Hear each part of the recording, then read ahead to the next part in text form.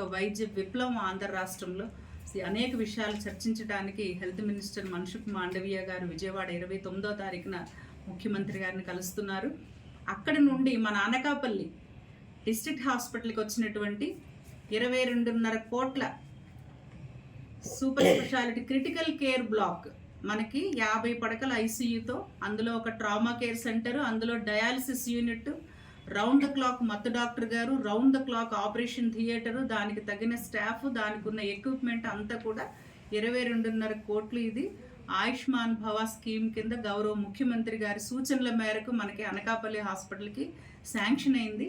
దానికి నేను అక్కడ మినిస్టర్ గారితో పాటు నేను కూడా ఒక పార్లమెంటు సభ్యురాలుగా నేను కూడా వెళ్ళి అక్కడ నుంచి వర్చువల్గా మనకి అనకాపల్లి హాస్పిటల్కి క్రిటికల్ కేర్ బ్లాక్ సిసిబి దాన్ని ఆ రోజు ప్రారంభోత్సవం చేస్తున్నానని చెప్పడం నేను చాలా చాలా సంతోషిస్తున్నాను. ఎందుకంటే వైద్యురాలిగా అసలు ఆ హాస్పిటల్కి రోజుకి ఇంచుమించు 1000 నుంచి 1500 ఓపీ ఉంది.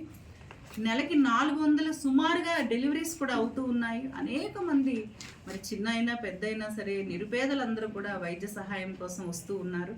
క్రిటికల్ టైంలో అంటే ఒక పేషెంట్ ఒక క్రిటికల్ స్టేజ్లో విశాఖపట్నం వెళ్ళే పరిస్థితి లేకుండా చేయాలనేది వైద్యురాలిగా అనేక సందర్భాలలో ప్రత్యక్షంగా మేము అనుభవించాము.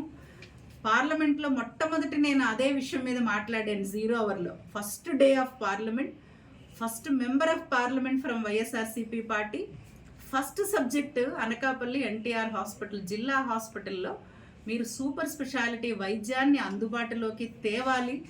ఎందుకంటే ఇంచుమించు క్రిటికల్ టైంలో ఒక గంటన్నర సమయం కింగ్ జార్జ్ హాస్పిటల్కి వెళ్ళే మార్గమధ్యంలో అనేక మంది ప్రాణాలు విడుస్తున్నారు. దీనికి మాకు సూపర్ స్పెషాలిటీ స్థాయి వైద్యం అందేలాగా కేంద్ర సహాయం మాకు కావాలి అనేది మీకు ఆ వీడియో క్లిప్పింగ్స్ కూడా పెడతాను. మళ్ళీ ఒక్కసారి రికలెక్ట్ చేసుకోవడానికి ఆ విషయం ఇవాళ సాకారం కూడా